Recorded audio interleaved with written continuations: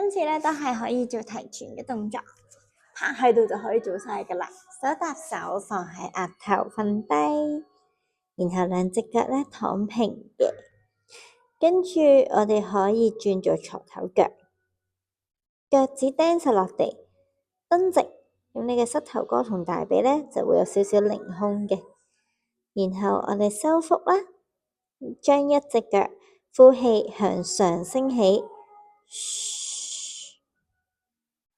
大概 hold 2秒落嚟，另一邊同樣啦，收腹拎起，注意唔好咁樣反走咗喎。